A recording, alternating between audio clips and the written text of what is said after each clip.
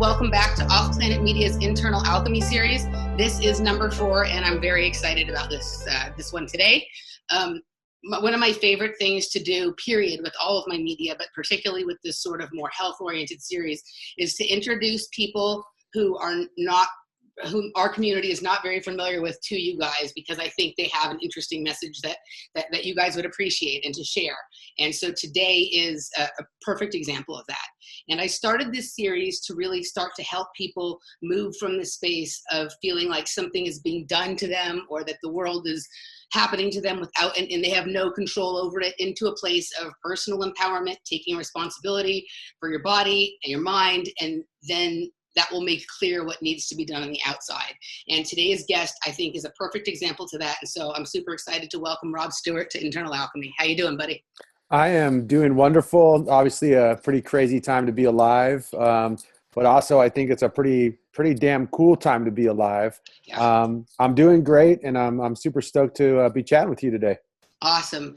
So I got introduced to your work, actually just in the last, I'd say 3 or 4 months. I decided, based on a lot of questions I was getting from clients, because I do nutritional consultation as well. So questions from clients, and then just from podcasts I'd listened to, I was starting to become curious about the carnivore diet, which at a certain point previously I had sort of, dismissed as kind of ridiculous. Me too. But, yeah.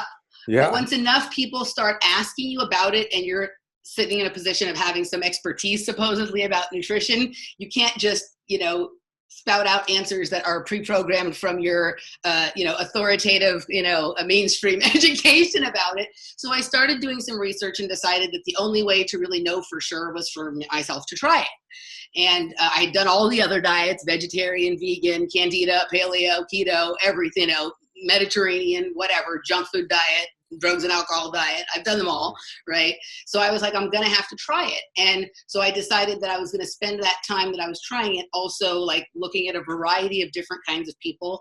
I think most people, the first time they usually hear about it is from Sean Baker on the Joe Rogan podcast or something. Yep. So that's where I had heard about it originally and dismissed it. So I started looking at videos from people like him and Paul Saladino. And then I also started getting in my YouTube feed some more normal people, like the Zero Carb Life Girl. I think her name is Kelly. And just some more normal people who aren't necessarily intense athletes or that kind of thing, but who had an experience. And then yours popped into my feed one day. And yours is, you were talking about carnivore diet. And then I sort of started to realize that that's just part of really what you do. It became a place that you went as part of your diet evolution, and that you're really focused on skin health, gut health, and really overall enjoying your life kind of thing, which makes you more appealing to me than a lot of the other people who talk about it, who it seems like carnivore diet is their religion. And, I'm kind of weary of the pendulum swing far to the other side after where we've been with the vegan agenda and all that kind of stuff, right? Yeah. So you came in and I was like, wow, this is what I'm talking about. This is like a person who's willing to use things in a way that are beneficial to him, not make a religion out of it, and really only measure it based on how well it fits into a healthy lifestyle. And so that is how I got introduced to you. Maybe you can tell people a little bit about yourself, your life, and what sort of brought you to this space. Yeah. So like you, as far as the carnivore diet goes, it kind of started with me when I was vegan. I might have been kind of coming out of veganism at this point. I don't remember totally the timeline, but I saw that Joe Rogan podcast with Sean. And Sean's become one of my kind of friends ever since then. Had the chance to interview him and talk with him on a once in a while basis. And I saw that interview and was like, I just laughed and was like, this guy's an idiot, and he's a steroid head, and he's a meathead. And I judged him hard. And then I kind of I didn't even watch the whole interview. I was just like, this is total crap. This guy shouldn't be calling himself a doctor. Turn it off, watch something else. And then 6 months later, I found myself experimenting with new diets, kind of using a ketogenic-ish style diet to kind of reestablish some health issues that I created for myself being vegan for so long. And the keto diet was going good, but then there was just something in me. I don't want to go so far as to call it an intuition, but there was some little bug in the back of my brain that was like, Sean Baker. I'm like, damn it. He might be right. So I watched the entire interview. I started studying other people that had been kind of carnivores for a while. I went to his website. I think at that time it was called Meat Heals or something like that. And I saw all of this anecdotal evidence of all these people that had overcome immune disorders, skin disease, cancer, erectile dysfunction, eating disorder, just everything across the board. And it is so far removed from my old approach that first got me into the health game, if you will, that it just enamored me. And I'm by nature an experimental person. I like experiencing life for myself and then being super honest with my results from it. And so I was like, I'm gonna give this a shot. And I went totally deep right away, basically salmon, beef, egg yolks, salt, and water. And I immediately, after about a month and a half of it, was like, there's some merit to this for sure. Yeah. And what I call a carnivore diet at 6 months into it was carnivore-ish. It wasn't, the Michaela Peterson beef and salt and that's it. Yeah, I was eating some honey here and there. On occasion, I'd throw in a piece of fruit when I felt like it. But 95% of my diet was carnivore at that point. And in 6 months in, I had gained like 27 pounds of muscle. My testosterone levels popped up almost 300 points, sleeping like a baby, gut health issues that were totally messing me up as a vegan were completely gone. And all that physical stuff is great. But the better part of it was that my sex drive came back in a major way. Mentally, I felt just different. I felt more grounded. I felt more focused. And that was kind of my introduction, if you will, to, finding this carnivore-ish style lifestyle that I've now been on for 2 years. And previous to that, I was someone who was, I'm from Southern California. I grew up in... I knew it. I had a suspicion. I have a whole intuitive story that I think about you. That is probably. I'm from Los Angeles. Yeah, but I had a feeling you were from Southern California. You have a certain energy and spirit that tells me that. Yeah. Yeah, I grew up in San Diego. I moved there from Japan in 1985. My dad was in the Marines, and then from 1985 all the way until even presently, I spend half the year in San Diego still. So I was living in San Diego, grew up there, and went off to the University of Utah to play baseball in college. And there I found myself doing all sorts of awesome drugs, dancing at raves for days. Oh, I knew it.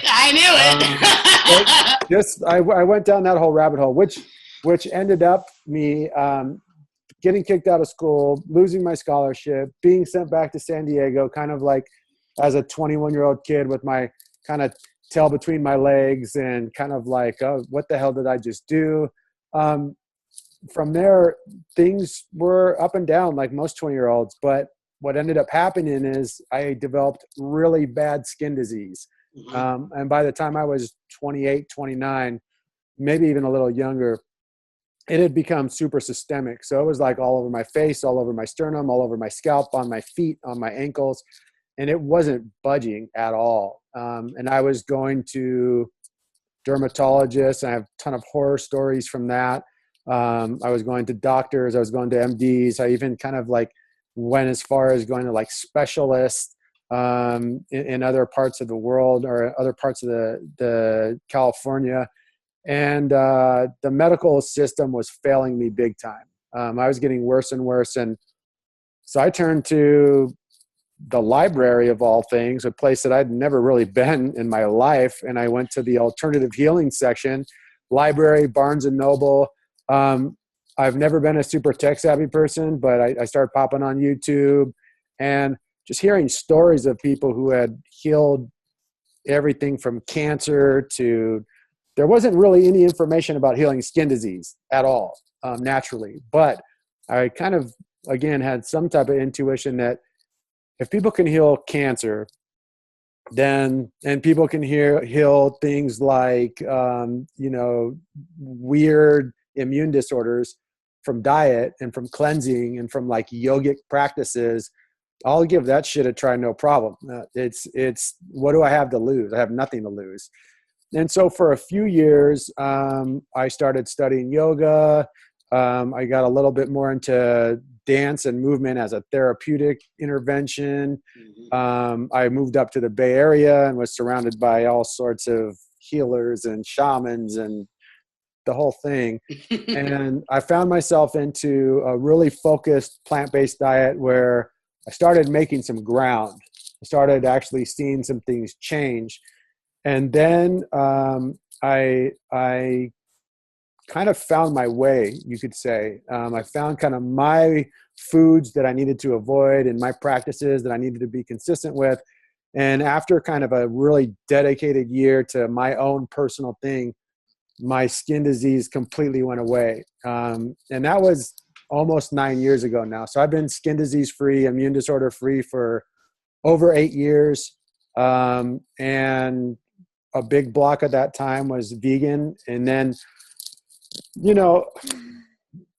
kind of when we were chatting before we started the interview is kind of the concept of something overtaking you and overpowering you and kind of maybe even pushing you in a direction that you don't have control of. And I think that I got swept up in kind of the vegan movement, although I always felt like the vegan YouTuber who was the outsider, because I was always like going to these conferences and speaking on panels and doing videos and co-creating.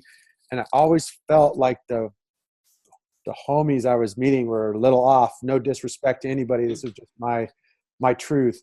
And I felt like I was stumbled into something that was kind of working, but I never really enjoyed having that label of vegan attached to who I was as a person. I didn't want the stigma and kind of the propaganda-ish stuff to really infiltrate my overall message of, find a diet that works for you, heal yourself from the inside out, be your own boss, do it yourself. And lo and behold, I got really sick after 8 years, 7.5 years being vegan. My teeth started falling out of my freaking body. My gut health went to crap. My hormones went to absolute crap. Mentally, I was starting to struggle. My body weight dropped from being around 175 all the time and somewhat muscular and somewhat lean to being about 150 pounds and not being able to gain any muscle or any size or any healthy body weight anymore. And that's what really led me to stepping out of that box I was in and saying, something else is out there and I got to be brave. And even though I might lose my YouTube following, even though I might lose my business, I got to speak the truth. And lo and behold, that pivot that I made publicly sent me to a whole different world and to a whole nother level. So it's been a kind of a ride. Absolutely. So your quest really started with issues related to skin disease. And I see you talk a lot on your channel about eczema, psoriasis, rosacea. And, I like the way that you sort of deal with it, the way that you sort of draw, like a lot of times people are really just focused on the symptom. They just want to heal their skin. They just want it to look pretty. And they're not necessarily interested in like the overall health part of it, but the two are so related. I mean, obviously like the gut is kind of like our skin on the inside, right? Like, Totally. There's no way you're going to have healthy skin without a healthy gut. So I like the really holistic approach that you take to things. And also the sort of no bullshit tactic, style that you have in terms of like, if you want to be well, you have to be willing to change your whole life. Right. And I think a lot of people, when it comes for some reason to that nutrition thing, like, I deal mostly with trying to help people quit eating sugar. Like I had my own experience with with candida. And I don't know that I was never like in a severe health situation. Like most of my issues came from years and years of like drug use and not taking care of myself. And so along with that comes things like candida overgrowth and some of the health issues associated with that. But my life changed. My life really started to change when I met somebody who helped me clean up my diet. And then everything sort of pivoted and moved forward from there. So for me, I deal mostly with like, trying to get people to stop eating sugar, starting people on their health journey by doing them a diet that, deals with candida overgrowth, but also deals with the gut and the environment inside the body as a whole, and then steering them towards the best diet that's going to work for them long term, right? Yeah. But whenever I get a new client or someone contacts me about, possibly working with me, I always get back after I explain to them what it will be. Well, what about if I just do a candida herb cleanse, right? Or what if I do the turpentine method? And my response to them is like, well, on a certain level, some of those things are valid, but they do nothing to change like your lifestyle and what got you to that point. So it's kind of like using abortions as birth control, right? Like that kind of thing. It doesn't really change anything about what got you there. And I like the way you are constantly sort of hammering that. You give so much information in your videos. I don't feel like you're holding out, so that people will like think that there's some secret they have to come to you for, right? You really are giving all the information and then offering your services to people as well, but really letting them know that like, hey, you have to change everything. How did you experiment with yourself and develop a protocol like that? And then I also noticed that you choose not to work with everybody. You know what I mean? You choose to pick people that are really committed. How did you kind of find your own way of doing that so that you were enjoying your process? Like I enjoy my eating thing. I enjoy my exercise. I enjoy feeling that way. For me also, it was an experimentation. But I also started to feel good really immediately. You actually had a skin disease and some health problems that I didn't have. And so that time between when you started taking care of yourself and when you felt really good was probably longer. How did you sort that out for yourself? And how do you do that with your clients? That's a really good question. I'll kind of answer it in two different ways. One, I'll talk about the year that I kind of got my skin disease under control. And I now kind of say that I did that despite my vegan diet. Most people will say, oh, you healed because of your vegan diet. It was a part of it. It was the vegan whole food diet that I was eating was vastly improved from, fried jalapeno poppers and mozzarella sticks and cherry Coke for sure. I mean, undoubtedly 20,000 times better than that. But for me, what it really took, and this kind of sounds, when I say it out loud, I almost want to punch myself in the face. But what it took was giving no craps at all about how my skin looked, how long it was going to take, what the results were.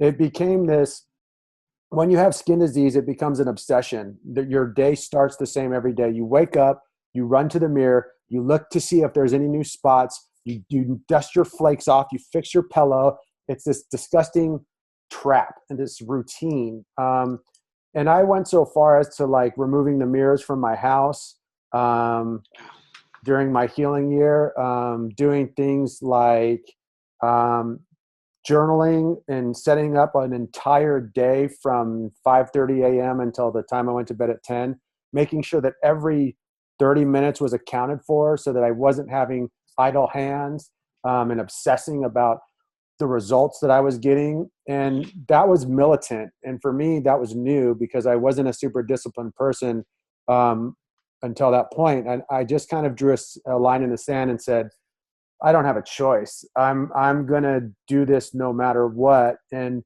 lo and behold, what that kind of unraveled for me was that when you focus on the solution and when you focus on stacking wins that don't have anything to do with the outcome later on, it's literally about like winning for me was if I make it through the day and I eat clean the entire day. Okay. The first time I did that, I was like, holy shit, I just did the most hardest thing I've ever done. And I was proud of myself. It was like I had climbed Mount Everest or something. Then the next day that I tried to do it, it was easier. And then the next day I tried to do it, it wasn't really that hard. And it was like working the muscle of focusing on the solution and setting forth a plan that I could, one, do, and two, that I could manage, and then building upon it. And so the first month was kind of not really anything special, but 6 months into my first year of healing, I was doing some pretty elite stuff for me, eating clean every single day without a cheat meal for 6 months, working out up to 3 hours every single day, meditating, journaling, doing stuff that I thought was never going to be a part of my life at all. And lo and behold, by the time around the year mark came, I had totally forgotten the fact that I was on a skin health journey. I was just on this trip, this like empowerment trip from within. And I don't know if you can call this like something supernatural or woo-woo or spiritual or whatever, but literally the moment I stopped giving a shit about my skin healed and it's never came back. Yep. So that's kind of the answer to the question for year one. It was like the thing I went through. Now it's a whole different trip for me because the way I feel is so amazing. And so my daily activities that once were like this like gritty, white knuckling, got to get through it. I wake up at 5 every morning. I go outside, whether it's 20 below zero or 100 degrees. I move my body. I do cold exposure. I listen to music. I get my thoughts together. I spend time alone. I work with clients and do videos and edit for several hours. Then I move my body more. Then I eat something. Then I move my body more. Then I work more. Then I move my body more. And then I eat. And then I move my body more and do like artistic, creative, fun stuff, socialize, hang out with family. And it's like, I love my life. So there's no stress or challenge of it anymore. The stresses and challenge now are different. Now it's more like building businesses and being an entrepreneur and really trying to hold space for clients. And I think to answer the question about like, how do I balance the message and information that I put on YouTube with the intake of people who I either say, yeah, I'll work with you or not, and this also relates back to the first year of healing.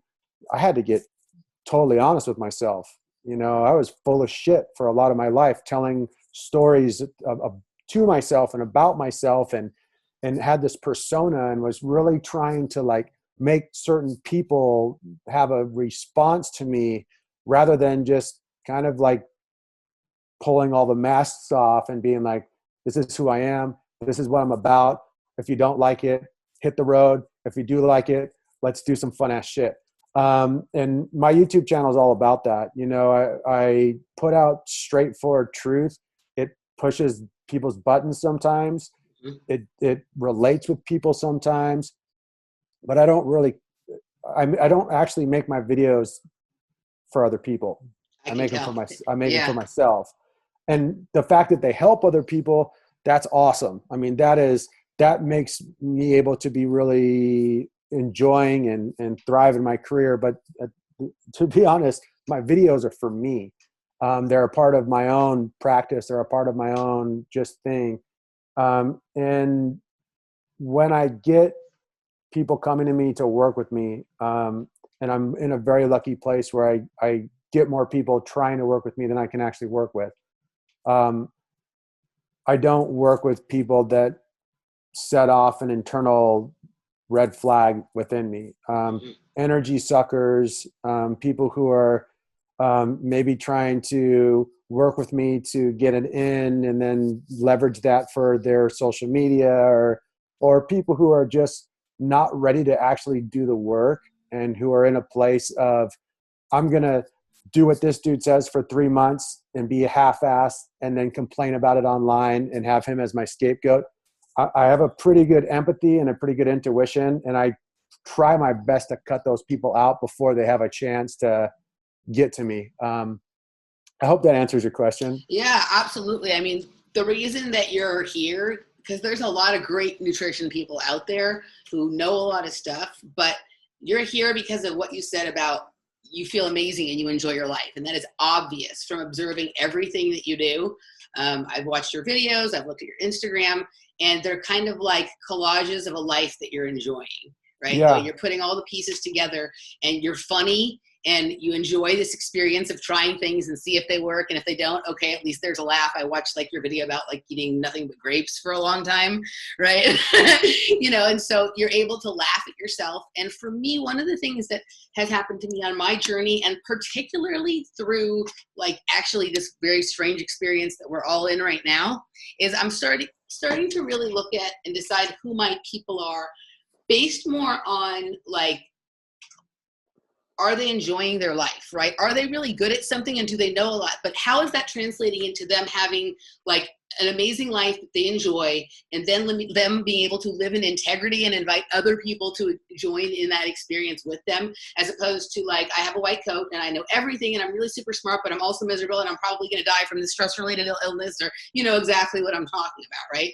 Like to me, your life seems balanced. Like I see that you obviously enjoy doing other things besides the nutritional thing. I think some of that we'll talk about in the patron segment. And I just kind of appreciate the well-roundedness that you've found through this. What started out as like an obsession to heal your skin, like led you to the place that the only way to really be happy is to have a whole well-balanced life. You can't just be pretty skin. 100%. I think the comical thing is that I get thrown into the nutrition world crowd. Mm-hmm.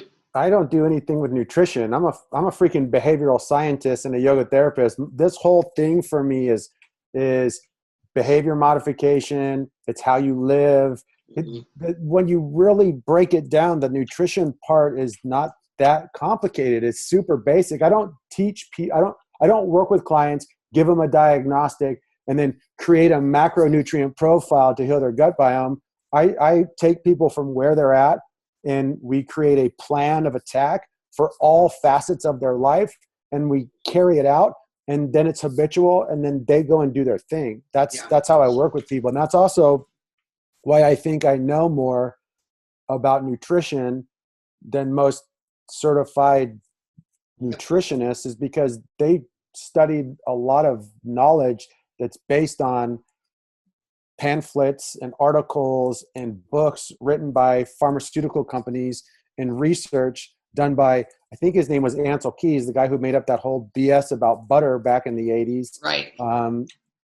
They're studying a flawed system, and they put all of their emphasis on the science of that flawed system, where I think there's certain people who, like me, where I'm coming from no other place besides, here's what I've eaten, here's what it did, and that's it, period. And kind of leave it at that. Yeah, I actually think that in many ways that's much more helpful and useful. You know, like for me, I came from this space. I just recently went through kind of what you're talking about with like the authoritative stuff on nutrition, and that I had this experience in my life where nutrition and someone helped me, and I was able to use it to turn my life around. And what came out of it was like a fun, strange series of events where I became a podcaster on topics that were interesting to me, mostly super woo and out there in nature. And one day while exercising for multiple hours a day, which I like to do as well as you, right, I sort of downloaded this idea that was I used it as kind of a metaphor, but the further I've delved into it, I think it's actually accurate. This idea of sugar as programmable matter, right? And that, you know, it's being used in a way that is, you know, controlling people other than just that it's bad for your health, right? Which it obviously is. It was just an idea. And I started like playing with that metaphor and talking about it in my podcast. And then suddenly people wanted consultations with me. And I didn't think I had well-rounded enough knowledge about nutrition to be speaking in any kind of authority. So I set about to get some nutritional education. And I already knew I wasn't interested in the standard mainstream stuff through like a university. So I went looking at a holistic health school and was fed just almost as big of a heaping pile of BS that I knew from my own experiences wasn't true. So I sat through that for a couple of months and then shocked them by pulling out when I had a 96% average and asking for my money back, and found another little program that was a little bit better, that was like just a self-paced program because I kind of felt like I needed to have something to show people. And in hindsight, now that once I got it, hasn't helped me any. You know what I mean? Like, I'm still using all the things I was using before and not much that I learned there.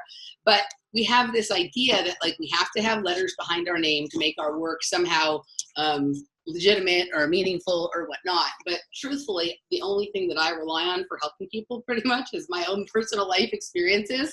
You know what I mean? And anecdotes I learned from other people who have experimented with themselves. Yeah, completely. And I think that so much is lost. I'm a big believer in being a generalist. And I think that as a species, one of our biggest flaws is specialization and reductive science. You take an orthopedic surgeon who then sends you to a hand specialist, and then the hand specialist sends you to a finger specialist, and then the finger specialist sends you to a right finger specialist, and then the right finger specialist says, no, you have to go to the pinky specialist, and this pinky specialist says, no, you have to go to the pinky knuckle specialist. And it's just like, it goes so far down the rabbit hole that in terms of the scientific overview, the specialization has just gotten crazy to me. And I kind of pride myself on being a generalist, being someone who can take a step back and look at the big picture. And not that that's like some worldview that's more important, but I think that we get so lost in, reductive science. It's like when you have a specialist who can't even for a few days out of the week eat the right foods and not be obese or not be unhealthy, to me, what's he doing? Who's he helping? Or when you have a YouTube personality who's pushing veganism but is clinically obese, so call it what it is, and sells literally ultra powerful drugs. I'm not going to name his name, but there's a bunch of them out there, and they're turned to because they're the specialists. And there's a part of our society that wants to feel coddled and wants to feel okay and wants to be told that everything is going to be totally fine and you don't have to do any work. Just go to the specialist. The specialist will take care of you. And it's bullshit. They get set up for failure. They get coddled into weakness, and they get coddled and tricked into not asking the questions and just doing the basic work that they need to do, that they have to do, that there's no escaping. And they're dreaming, oh, maybe if I just take these herbs long enough, it will change everything. Well, in their heart, they know that they're just not really showing up. They're spending way too much time on Facebook and Netflix and jacking off and doing everything else besides really failing and learning from it and going out there and falling down and getting back up and really living life. So what you just said, that whole thing you just said there, people, it explains exactly why we are in the situation we are in at this very moment. 100%. We can dig into that a little more on the other side. But the last thing I kind of wanted to talk about before we move into the patron section is one of the things that I really like that you do is that when dealing with skin issues or really any other health issues, you really push the idea or insist that people should pay much more attention to their biomarkers rather than their symptoms.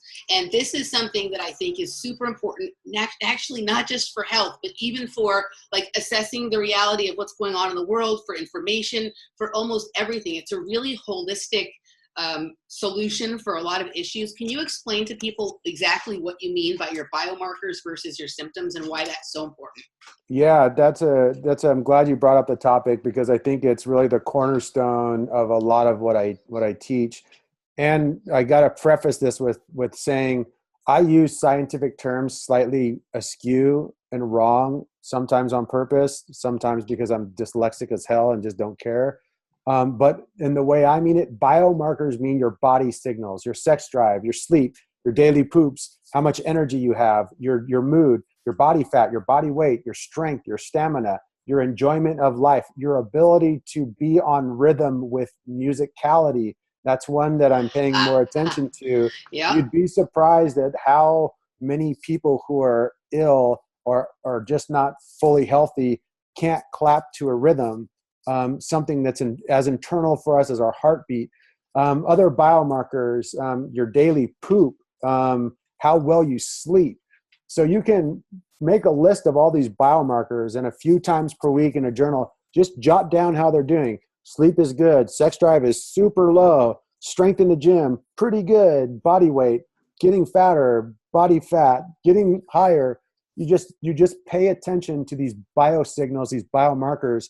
And as you can balance and improve the biomarkers, you will see in a direct correlation to every other important aspect of your life: your gut biome, your mental health, your sexual health, your performance at work, your ability to make money, your ability to communicate, your ability to sleep, your ability to dream, your ability to achieve the life that you want. When your biomarkers get to this level that they've never been to and they're consistent, it opens up a literal different world.